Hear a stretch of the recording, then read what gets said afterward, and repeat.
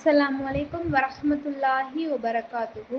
A'udhu billahi minash-shaytanir rajim. Bismillahirrahmanirrahim. Innal hamdalillahi nasta'inuhu wastaghfiruhu wa a'udhu billahi min shururi anfusina wa min sayyiati a'malina. May yahdihillahu fala mudilla lahu wa may yudlilhu fala hadiya lahu. Ashhadu an la ilaha illallah وحده لا شريك له وأشهد أن محمدا عبده ورسوله يا أيها الناس اتقوا ربكم الذي خلقكم من نفس واحدة وخلق منها زوجها وبث منهما رجالا كثيرا ونساء واتقوا الله الذي تساءلون به والأرحام إن الله كان عليكم رقيبا يا أيها الذين آمنوا اتقوا الله وقولوا قولا سديدا يصلح لكم أعمالكم ويغفر لكم ذنوبكم ومن يطع الله ورسوله فقد فاز فوزا عظيما. வார்த்தைகளிலே சிறந்த வார்த்தை அல்லாஹ்வுடைய வார்த்தை என்றும் வழிகாட்டுதலே சிறந்த வழிகாட்டுதல் எம்பெருமான் முஹம்மது நபி ஸல்லல்லாஹு அலைஹி வஸல்லம் அவர்களின் வழிகாட்டுதல் என்றும் மார்க்கத்தில் புதிதாய் தோன்றிய ஒவ்வொன்றும் பிதஅத் என்றும் ஒவ்வொரு பிதஅத்தும் நாளை நம்மை நரகில் கொண்டு போய் சேர்க்கும் என்று எம்பெருமான் முஹம்மது நபி ஸல்லல்லாஹு அலைஹி வஸல்லம் ஒவ்வொரு உரையிலும் அச்சமூட்டி எச்சரித்ததை உங்கள் முன் எச்சரித்தவளாக எனது உரையை ஆரம்பம் செய்கிறேன். அல்ஹம்துலில்லாஹ். இந்த உலகத்துல மனிதன் சந்திக்கும் பல்வேறு உறவுகளை மிக முக்கியமான ஒரு உன்னதமான உறவுனா இந்த பெற்றோர் என்னும் உறவு தான். அந்த பெற்றோர்களை மதிக்க பேண சொல்ற இறைவன் தான் தன்னை வணங்குவதற்கு அடுத்தபடியா மிக முக்கியமான கடமையா இந்த பெற்றோர் பேணுதலை குறித்து சொல்றான். அந்த பெற்றோர் பேணுதல் பற்றி இந்த பயான்ல பார்ப்போம். அல்லாஹ் தஆலா திருமறை குர்ஆன்ல 31வது அத்தியாயம் 14வது வசனத்துல சொல்றான்,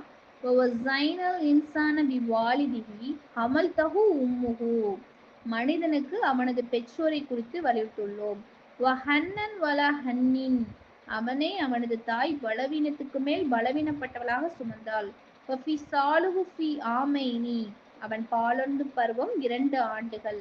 அஷ்குருலி வலி வாலிதைக்க இளையல் மஷீர், எனக்கும் உனது பெற்றோருக்கும் நன்றி செலுத்துவாயாக, என்னிடமே திரும்பி வருதல் உண்டு சொல்லி அல்லாஹ் திருமறை குர்ஆன்ல 31வது அத்தியாயத்துல 14 வசனத்துல இது சொல்லக்கூடியதாக இருக்கும். நம்மளுடைய தாய் நம்மளை என்ன பலவீனத்துக்கு மேல் பலவீனப்பட்டவளாக சுமக்கிறவங்க. அந்த தாயை நம்ம இந்த காலத்துல எவ்வளவோ வார்த்தைகளால, கடுமையான வார்த்தைகளால உதாசீனப்படுத்தக்கூடியவர்களாக தான் இருக்கும். அல் குர்ஆன்ல அதே மாதிரி அல்லாஹ் தஆலா சொல்றான், 17வது அத்தியாயம் 23-24 வசனத்துல சொல்றான், என்னை தவிர வேறு யாரையும் வணங்காதீர்கள், பெற்றோருக்கு உபகாரம் செய்யுங்கள் என்று உமது இறைவன் கட்டளையிட்டுள்ளான். உம்முடன் இருக்கும் அவ்விருவருமோ இருவரில் ஒருவரோ முதுமை அடைந்து விட்டால் அவ்விருவரை நோக்கி தீ என்று கூறாதே, அவ்விருவரையும் விரட்டாதே, மரியாதையான சொல்லை அவ்விருவரிடம் கூறு, அன்புடன் பணிவு என்னும் சிறகை அவ்விருவருக்காகவும் தாழ்த்துவீராக. சிறுவனாக இருக்கும் பொழுது என்னை இருவரும் பராமரித்தது போல் இறைவா இவ்விருவருக்கும் அருள் புரிவாயாக என்று பிரார்த்தனை கேட்பீராக சொல்லி அல்லாஹ் அவங்களுக்காக துவா செய்யக்கூடியவங்களாக இருங்கன்னு சொல்லி அல்லாஹ் திருமறை குர்ஆன்ல இந்த வசனத்தை சொல்றான். அதே மாதிரி தொழுகைக்கு அடுத்த செயலே இந்த பெற்றோரை பேணுதான். இந்த ஹதீஸ் புகாரில 527 இடம்பெறுது. அப்துல்லா பின் மஸ்ஊத் ரலி சொல்றாங்க, நான் நபி ஸல்லல்லாஹு அலைஹி வஸல்லம் அல்லாஹ்வின் நபி, நற்செயல்கள்ல சொர்க்கத்துல மிகவும் நெருக்கமானது எதுன்னு சொல்லி அவங்க ரசூலாட்ட கேட்கக்கூடியவங்களா இருக்காங்க. இப்ப ரசூலா சொல்றாங்க, தொழுகை உரிய நேரத்துல நிறைவேற்றுவது சொல்றாங்க. அடுத்து என்ன ரசூல்லா அப்படின்னு கேட்கும் போது தாய் தந்தையருக்கு நன்மை புரியுது சொல்றாங்க. அடுத்து எது ரசூலா அப்படின்னு கேட்கும் போது அல்லாஹ்வின் பாதையில் அறப்போர் புரியுதுன்னு சொல்றாங்க. அப்போ ஒரு இறைவனுக்கு நம்ம ஃபர்ஸ்டே இறைவனுக்கு வணங்கக்கூடியதான் தொழுகை தான் ஃபர்ஸ்ட். அதுக்கு அடுத்தது படியா சொல்றது இந்த பெற்றோர்கள் பேணுதல கொடுத்த இறைவனை உயர்ந்து சொல்லக்கூடியதாக இருக்கான். ஆனா இன்றைய காலத்துல அந்த பெற்றோரை நம்ம எப்படி வழி நடத்துறோம் சொல்லி கொஞ்சம் சிந்திக்கக்கூடியவங்களாக இருக்கணும். அப்போ நான் ஒரு ஊடகத்துல ஒரு வீடியோ பார்த்தேன் இப்போ சமீபத்துல. அப்போ ஒரு பையனும் ஒரு தந்தையும் இருக்காங்க. அப்போ அந்த தந்தை செய்தித்தாள்ல ஏதோ ஒரு விஷயத்தை பத்தி கேட்காங்க, இன்னைக்கு அது வந்திருக்கா பாருன்னு சொல்லி கேட்காங்க. அப்போ அந்த பையன் வந்துட்டு இருக்கு பாருங்கன்னு சொல்லிட்டான். திருப்பியும் அதே மாதிரி அந்த தந்தை வந்து திருப்பி அதே விஷயத்தை கேட்காங்க. இதே மாதிரி ஒரு 5 முறை கேட்காங்க. அப்போ வந்து அவனுக்கு எரிச்சல் பட்டு கோவத்துல என்ன இதே சொன்னதே சொல்லிட்டு இருக்கீங்கன்னு சொல்லி தந்தை மேல கோவப்பட்டுருதான். அப்போ அந்த தந்தை சொல்றாங்க, அலமாரியில ஒரு டைரி இருக்கும், ஒரு புத்தகம் இருக்கும், அதை போய் எடுத்துட்டு வா அப்படி சொல்றாங்க. அப்போ அந்த தந்தை எப்படின்னா, இந்த பையன் சிறுவனாக இருக்கும்போது என்னென்ன நடந்துச்சோ அந்த பையன் குழந்தையா இருக்கும்போது ஒவ்வொன்னா இதே மாதிரிதான் எப்படி திருப்பி திருப்பி கேட்டுட்டே இருப்பான் போல. ஒரு விஷயத்த சொன்னா திருப்பி திருப்பி கேட்பான் போல. அதையெல்லாம் அந்த தந்தை வந்து அந்த டைரியில வந்து புத்தகத்துல எழுதக்கூடியங்களா இருக்காங்க. அப்போ அதை பார்த்த உடனே அவனுக்கு வந்து ரொம்ப கண்ணீர் வந்துட்டு.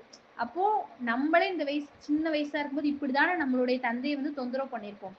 இப்போ அவங்க நம்ம கேட்கறது நம்மளால தாங்கிக்க முடியலன்னு சொல்லி கண்ணீர் மல்க தந்தையை வந்து கட்டி அணைத்து அழக்கூடியதா இருக்கான்.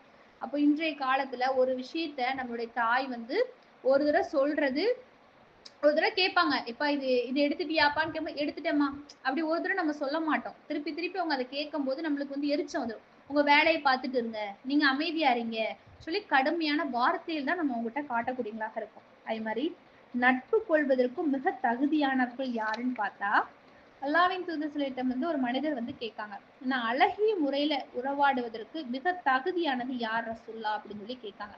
இப்ப ரசுல்லா சொல்றாங்க, உன் தாய் என்றாங்க. அவங்களுக்கு அப்புறம் யார் ரசுல்லா, பிறகு யார் ரசுல்லா அப்படின்னு கேட்காங்க. அப்பவும் ரசுல்லா என்ன சொல்றாங்க, உன் தாய் என்றவர். திருப்பியும் கேட்காங்க ரசுல்லா, அதுக்கப்புறம் யார் ரசுல்லா, அதன் பிறகு யாருன்னு கேட்கும் போதும் திருப்பியும் 3வது தடவை தாய் சொல்றாங்க. திருப்பியும் அவங்க கேட்காங்க ரசுல்லா, திருப்பி யார் ரசுல்லா, பிறகு சொல்லுங்கன்னு சொல்லும் போது அப்பதான் தந்தை சொல்றாங்க. அப்போ நம்ம வந்து உறவாடுவதற்கு இந்த உலகத்துல எவ்வளவோ உறவு உண்டு. நண்பனுக்குள்ள நட்பு கொள்றது இதெல்லாம் விட சிறந்த உன்னதமான உறவை வந்து ஒரு தாயும் மகனுமான இல்ல மகளுமான உறவு தான் உன்னதமான உறவு சொல்லக்கூடியவங்களாக இருக்காங்க. அதே மாதிரி பெற்றோர்களுக்கு வந்து நம்ம பணிவிடை செய்வது வந்து ஒரு மாபெரும் ஜிக்காத், அது வந்து ஒரு தியாகமாகும். அது வந்து ஒரு மனிதர் வந்து ரசூலாட்ட வந்து சொல்றாங்க, நான் அறப்போர்ல வந்து கலந்துக்கணும்னு சொல்லி ஒரு மனிதர் வந்து அனுமதி கேட்காங்க. அப்ப ரசூலா சொல்றாங்க, உனக்கு வந்து தாயும் தந்தையர் இருக்கிறாரா, உயிருடன் இருக்கிறாரா அப்படி கேட்காங்க.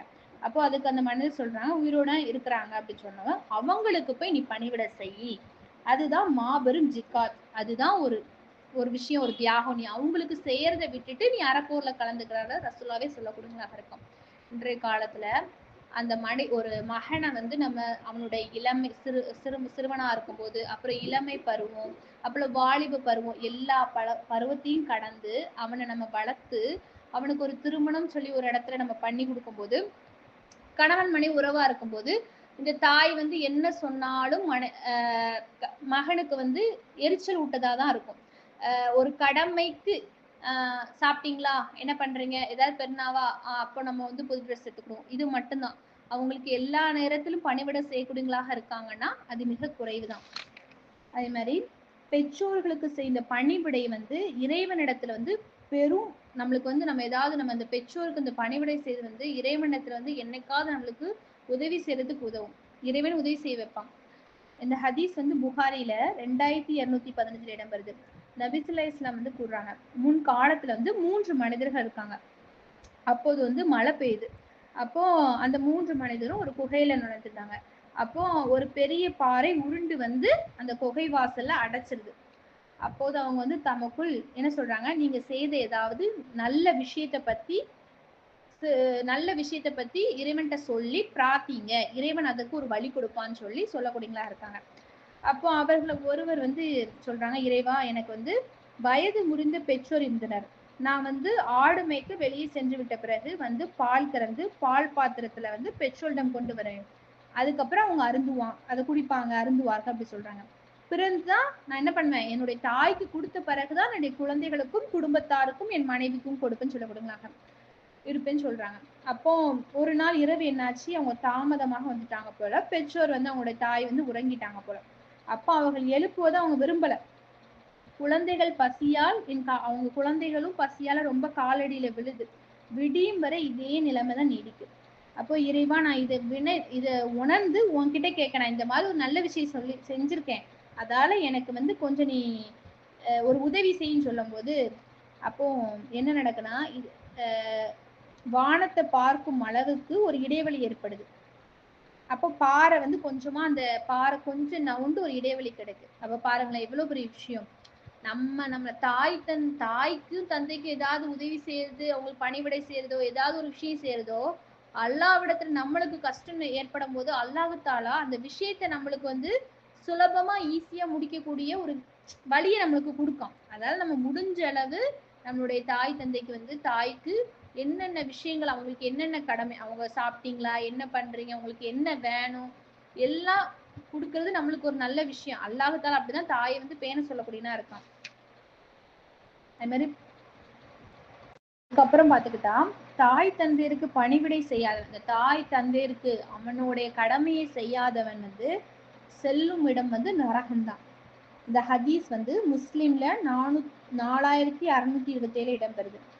அஸ்லா சொல்றாங்க, அவனுடைய மூக்கு மண்ணாகட்டும், அவனுடைய மூக்கு மண்ணாகட்டும், அவனுடைய மூக்கு மண்ணாகட்டும் சொல்லி 3 முறை சொல்லக்கூடியவங்களாக இருக்காங்க. அப்ப அல்லாவின் தூதரே அவன் யார் என்று கேட்காங்க. அப்ப யார் வந்து வயதான தாய் தந்தைகள் இருவரும் இருந்து அவர்களில் ஒருவரோ உயிருடன் இருந்து அவர்களுக்கு பணிவிடை செய்வதன் மூலம் சுவனம் புகழவில்லையோ அவன்தான் என்று ரசூலா சொல்லக்கூடியவங்களாக இருக்காங்க. இன்றைய காலகட்டத்துல எவ்வளவு நம்மளுடைய அநாத ஆசிரமங்கள் எவ்வளவு பார்க்கும், முதியோர் இல்லம் பார்க்கும், எல்லாரும் அங்கங்க கொண்டு பார்க்க அவங்களை வந்து பாதுகாக்க நம்மளால முடியல, அவங்க பேசுறது பிடிக்க மாட்டேங்குது, கணவன் மனைவிக்குள்ள சண்டை வருது, எல்லாமே எங்க அம்மாவாலதான் சண்டைன்னு சொல்லி அந்த ஆசிரமத்துல கொண்டு விடுதாங்க. அந்த ஆசிரமத்துல அவங்க நல்லா பாத்துக்குவாங்க. எப்படி தெரியும், எவ்வளவு ஆசிரமத்துல அவங்களுக்கு குடும்பப்படுத்தக்கூடியவங்களாக இருக்காங்க. பணம் கெட்டுவாங்க, அந்த பணத்தை வாங்கிட்டு அவங்களுக்கு தேவையான உணவு உடைமைகள்லாம் கொடுக்கக்கூடியவங்களா இருக்காங்கன்னா ரொம்ப கம்மியான விஷயம் தான். அப்படி நம்மளுக்கு தாய் தந்தையர் இருந்து அவங்கள பார்க்காதவங்க வந்து என்ன சொல்றாங்க ரசூலா, அவங்க வந்து மூக்கு மண்ணாகட்டும் அவன் சுவனத்துக்கே செல்ல முடியாது சொல்லக்கூடியவங்களாக இருக்காங்க. அதே மாதிரி பெற்றோர்களை நோவினை செய்வதே ஒரு பெரும்பாவம் தான். நபிசுல்லா இஸ்லாம் சொல்றாங்க, பெற்றெடுத்து தாய்மார்களுக்கு துன்பம் தருவதே நிச்சயமாக அல்லாஹ் உங்களுக்கு ஹராமானதாக விளக்கப்பட்டதாக ஆக்கியுள்ளார். அதே மாதிரி நபிசுல்லா இஸ்லாம் சொல்றாங்க, பெரும் பாவங்கள் பற்றி ரசூலுல்லாஹ்ட்ட கேக்கு. அப்ப நபிசுல்லா இஸ்லாம் சொல்றாங்க, அல்லாஹ்வுக்கு இணை வைத்தல், பெற்றோருக்கு துன்பம் கொடுப்பது, தற்கொலை செய்வது, பொய் சாட்சி கூறுவது ஆகியவை பெரும் பாவமாகும். அப்ப அந்த ரொம்ப மிகப்பெரிய பாவமே அந்த மிகப்பெரிய பாவத்துல 4 மிகப்பெரிய பாவத்திலே இந்த பெற்றோருக்கு துன்பம் கொடுக்கதான் சொல்றாங்க. அதே மாதிரி பெற்றோரை சபிப்பதுமே பெரும் பாவமாகும். நபிசுல்லா இஸ்லாம் சொல்றாங்க, தன் பெற்றோரை சபிப்பவனை அல்லாஹ் சபித்து விட்டான், அல்லாஹ் அல்லாதவருக்கு அறுத்து பலியிட்டவனே அல்லாஹ் சபித்து விட்டான், பிதாத் செய்பவனுக்கு அடைக்கலம் தருபவனே அல்லாஹ் சபித்து விட்டான், நிலத்தின் எல்லைக்காக வைக்கப்பட்ட அடையாள கல்லை மாற்றியவனே அல்லாஹ் சபித்து விட்டான்னு சொல்லி இந்த ஹதீஸ் வந்து முஸ்லிம் 4002 இடம்பெறுது.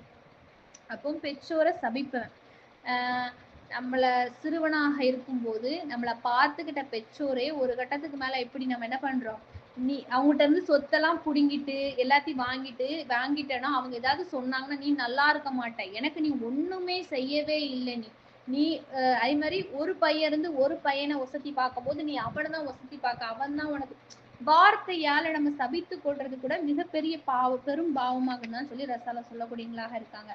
அதே மாதிரி பெற்றோருக்கு துன்பம் தருபவனும் சுவனம் போக முடியாது. இந்த ஹதீஸ் வந்து நசாயில 2515 இடம்பெறுது. நபிசுல்லா இஸ்லாம் சொல்றாங்க, 3 நபர்களை வந்து அல்லாஹ் வந்து மறுமை நாள்ல வந்து கருணை கொண்டு பார்க்க மாட்டான். அதுல என்னதுன்னா, முதலாவது என்னது, தன்னுடைய பெற்றோருக்கு துன்பம் தருபவர், 2வது ஆண்களை போன்று வேடமிடக்கூடிய பெண், 3வது தன்னுடைய மனைவி தவறான நடத்தை கொண்டாக இருப்பதை அறிந்தும் ரோஷம் கொள்ளாத கணவன் ஆகிய 3 பேரையுமே அல்லாஹ் வந்து மறுமையில பார்க்க மாட்டான். அதே மாதிரி அவங்க சொர்க்கத்திலே அல்லாஹ் வந்து புகுத்த மாட்டான்.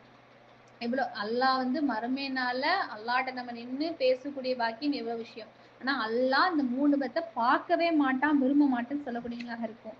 ஆனா நம்ம வந்து பெற்றோர் நம்மள சிறுவனாக இருக்கும்போது நம்மளுக்கு நிறைய தாகம், நம்ம இந்த உலகத்துல வந்து என்னதான் செல்வ செழிப்போட மனைவி மக்களோட மாளிகை போன்ற வீட்டுல வந்து சந்தோஷமா ஆடம்பரமா வாழ்ந்தாலும் இதற்கு அடித்தளமா நமக்கு அடித்தளமா இருந்தது யாரு, இந்த தாய் தந்தை பெற்றோர்கள் தான். அவங்களுக்கு நம்ம என்ன பிரார்த்தனை செய்யக்கூடியவங்களாக இருக்குன்னா, ரப்பிர் ஹம்ஹுமா கமா ரப்பையானி சஹீரா, என் இறைவா நான் சிறியவனாக இருந்த போது என்னை பரிவோடு அவ்விரும்பம் வளர்த்தது போல நீயும் அவ்விருவருக்கும் கிருபை செய்வாக சொல்லி நம்மளுடைய தாய் தந்தையருக்கு பெற்றோருக்கு பிரார்த்தனை செய்யக்கூடியவங்களாக தான் இருக்கணும். அதே மாதிரி அல்லாஹு தாலா திருமறை குர்ஆன்ல சொல்றான், 3வது அத்தியாயம் 102வது வசனத்துல வரும், யா அய்யுஹல்லதீன ஆமனு இத்தகுல்லாஹ் வக்து காத்திஹி வலா தமூதுன இல்லா வஅன்தும் முஸ்லிமூன்.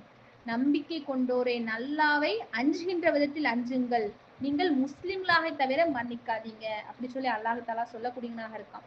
அப்போ நம்ம அல்லாஹ் இந்த மார்க்கத்துல எப்படி இருக்கணும், என்னென்ன வழிமுறைகளை நடைபெடுத்திருக்கான், அது மாதிரி இறைவன் கற்றுக் கொடுத்த வரைமுறைகளை பின்பற்றி சொர்க்கத்தில் உயர்ந்த சொர்க்கமான ஜன்னத்துல் ஃபிர்தௌஸ் சொர்க்கத்தை உங்களும் நானும் அடைவோமாக என்று கூறி என் உரையை முடித்துக் கொள்கிறேன். அஸ்ஸலாமு அலைக்கும் வரஹ்மத்துல்லாஹி வபரகாத்துஹு.